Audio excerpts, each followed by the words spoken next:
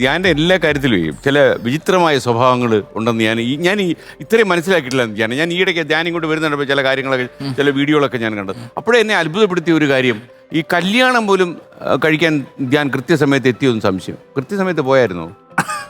പോയില്ല. കാര്യം കണ്ണൂരല്ലായിരുന്നോ കല്യാണം? തലശ്ശേരി അവിടെ കണ്ണൂരായിരുന്നു കല്യാണം നടക്കുന്നു. ധ്യാൻ അന്ന് തലേന്ന് രാത്രി കൊച്ചിയിലായിരുന്നു. ഇത്രയും മണിക്കൂർ ദൂരത്തിലാണ്. രാത്രി നിങ്ങൾ ചീട്ടുകളി ആരൊക്കെയായിരുന്നു ആ കൂടി നിന്ന് കളിച്ചത്? അവർക്ക് പോലും ഒരു ബോധമില്ലാതായി പോലും.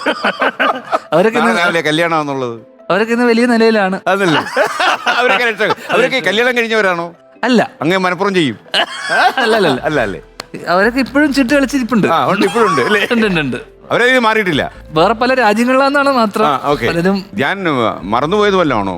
അല്ലല്ലോ, എന്നാരും വിളിച്ചില്ല. നമ്മുടെ കല്യാണത്തിന് വിളിച്ചില്ല എന്ന് വെച്ച് കഴിഞ്ഞാൽ നമ്മുടെ ഒരു കല്യാണം ആകുമ്പോ ഒരാള് നമ്മളോട് പറയണമല്ലോ, നമ്മളോടെങ്കിലും പറയണ്ടേ. അപ്പോ വിളിച്ചില്ല എന്ന് മാത്രമല്ല, ഞാൻ അങ്ങ് വരുമെന്ന് അവരങ്ങ് വിചാരിച്ചു. വിളിക്കാതെ ആള് നോക്കണം. അപ്പോ തലേദിവസമായി 2 ദിവസമായി ഇവര് അമ്മയും അച്ഛനും നേരത്തെ 2 ദിവസം ചെന്നു. അപ്പം ഈ പ്രോഗ്രാമുമായിട്ട് ബന്ധപ്പെട്ട് നമ്മളൊരു പ്രോഗ്രാമിന് പരിപാടിയായിട്ട് ബന്ധപ്പെട്ട് നമ്മൾ ആരെങ്കിലും ഒരു കമ്മ്യൂണിക്കേഷൻ പ്രോഗ്രാമായിട്ടേ കണ്ടുള്ളൂ.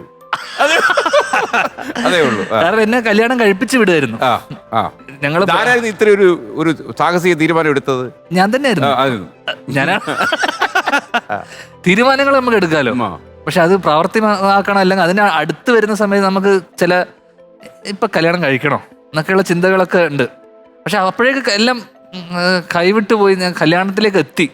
അപ്പൊ ഞാൻ തന്നെയാണ് തീരുമാനം എടുത്തതും വീട്ടിൽ പറഞ്ഞതും അവതരിപ്പിച്ചതൊക്കെ ഞാൻ തന്നെയാണ്. അപ്പോഴേക്കും 2 ദിവസം മുന്നേ ഇത് അടുത്ത് വന്നപ്പോഴേക്കും നമ്മൾ തുടർന്ന് കുറച്ച് കാലങ്ങളായിട്ട് ചെയ്തു വരുന്ന കുറച്ച് പ്രോഗ്രാമുകളുണ്ടല്ലോ, വൈകുന്നേരങ്ങളിലുള്ള പരിപാടി, ചീട്ടുകളി. അപ്പൊ ഇത് പെട്ടെന്ന് ഒരു ദിവസം കുറെ ദിവസം മുടങ്ങി പോകണ്ടെന്ന് വെച്ചിട്ട് ഞാൻ വെച്ച് തലേദിവസം കളിച്ചിട്ട് രാത്രി പോവാന്ന് വിചാരിച്ചു.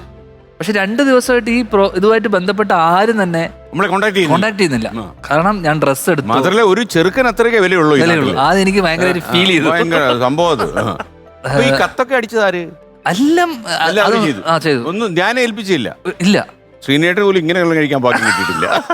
അത് മാത്രല്ല, ഇതിന്റെ എല്ലാ ചെലവുകളും അച്ഛനും ചേട്ടനും കൂടെ നോക്കിയത്. അപ്പൊ ഞാൻ ഇതിന് ഒരു ഇൻവെസ്റ്റ്മെന്റ് പോലും നമുക്ക് വേണ്ടി വന്നിട്ടില്ല. ഞാൻ നിന്ന് കൊടുത്താൽ മതി എന്നുള്ള അവരുടെ അങ്ങനെ ഒരാൾ വേണം. അത് നമ്മളായി പോയതുള്ളേ ഉള്ളൂ. അങ്ങനെ ഇരിക്കെ രാത്രി ആയപ്പോ കാണാം മാമൻ എന്നെ വിളിച്ചു. നീ എവിടെയെന്ന് ചോദിച്ചു. മാമൻ വിളിച്ചു. അമ്മയൊന്നും എന്നെ വിളിച്ചിട്ടേ ഇല്ല, അച്ഛനെ വിളിക്കാറില്ല. ഒരു പ്രതീക്ഷയില്ലയോ വരത്തില്ലെന്ന്? എങ്ങനെയായാലും വരും, എവിടെയാണെങ്കിലും വരും എന്നുള്ളൊരു ഇതുണ്ടായിരുന്നു. മേജർ ഓപ്പറേഷനിലാണെന്ന് അവർ അറിഞ്ഞിട്ടില്ല. അപ്പൊ രാത്രി 9 മണി മാമൻ എന്നെ വിളിച്ചിട്ട് ചോദിച്ചു വരുന്നില്ലേ എന്ന് ചോദിച്ചപ്പോഴേക്കും ഞാൻ പറഞ്ഞു ഞാൻ ഇറങ്ങാന്ന് പറഞ്ഞു. പിന്നെ അത് വിട്ടു. ഒരു സന്ധ്യ ആയപ്പോഴാണ് വിളിച്ചത്. പിന്നെ ഭാര്യ വിളിച്ചു. അവരെന്നെ വിളിച്ചു. രാത്രി വിളിച്ചു. എന്റെ അടുത്ത് ചോദിച്ചു താൻ വരുന്നുണ്ടോ എന്ന് ചോദിച്ചു. അപ്പൊ ഞാൻ പറഞ്ഞു ദേഷ്യത്തിലായിരുന്നു. എന്നോട് വരുന്നുണ്ടോന്ന് ചോദിച്ചു. ഞങ്ങളൊക്കെ ഇവിടെ വിളിച്ചു ചോദിച്ചു താൻ വരുന്നുണ്ടോന്ന് ചോദിച്ചു. ഞാൻ പറഞ്ഞു വരാം, ഇതിന് ചൂടാവണ്ട. കാര്യം എന്താ, നാളെ രാവിലെ അല്ലേ പരിപാടി, ഇപ്പൊ സമയമുണ്ടല്ലോ. അപ്പൊ അന്ന് രാത്രിയാണെങ്കില് വലിയ വിഘ്നങ്ങളായിരുന്നു. ഭയങ്കര മഴ, അതും ഏപ്രിൽ മാസം മഴ, വേനൽ മഴയാ. അത്രയും കാലമില്ലാത്തൊരു മഴ, അത്രയും ദിവസങ്ങൾ അന്നൊരു മഴ എന്നുവെച്ചാ തടസ്സങ്ങളും ഉള്ളൂ. കാരണം ഞാൻ അവിടെ കളിക്കണം, മഴ. അങ്ങനെ രാത്രി ഒരു 10-12 മണിക്ക് ശേഷമാണ് പുറപ്പെട്ട്. ഉത്സാഹ കമ്മിറ്റി അടക്കമല്ലേ? അതെ. അവിടെ എത്തിക്കഴിഞ്ഞ് ഞാൻ ഒരു 4 മണിയാകുമ്പോ എത്തിക്കഴിഞ്ഞപ്പോഴേക്കും അവിടെ വേറെ ഉത്സാഹ കമ്മിറ്റി പരിപാടി വേറെ ഉണ്ട്. കണ്ണൂര് വേറെ ആൾക്കാര്. അപ്പൊ അവിടെയും ഇവര് പറഞ്ഞു അതെന്ത് പരിപാടിയാണ്, 4 മണിയായിട്ട് അവിടെ പരിപാടി നടക്കുക. കാരണം ഞാനൊരു കൂട്ടുകാര് കുറച്ചുപേരെ 2 ദിവസം മുന്നേ വിട്ട വേറെ കുറച്ച് കൂട്ടുകാരുണ്ട്. അവരവിടെ ഓൾറെഡി പരിപാടിയൊക്കെ നടക്കുന്നതിനിടയിൽ അവിടെയും പോയി പങ്കെടുത്ത് ഒരു 6 മണിയൊക്കെ ആയപ്പോഴേക്കും ഒന്ന് കിടക്കാന്ന് വിചാരിച്ചിട്ടപ്പോഴേക്കാണ് രാവിലെ 6 മണി. അപ്പോഴേക്കും ഫിക്സ് ചെയ്തിരിക്കുന്നേ അത് 10:30 പിന്നെ ഉറങ്ങിയില്ല. അന്നത്തെ ദിവസം ഉറങ്ങാനും പറ്റിയില്ല. 2 പരിപാടികളിൽ പങ്കെടുത്തു. കൊച്ചിയിലും കണ്ണൂരും.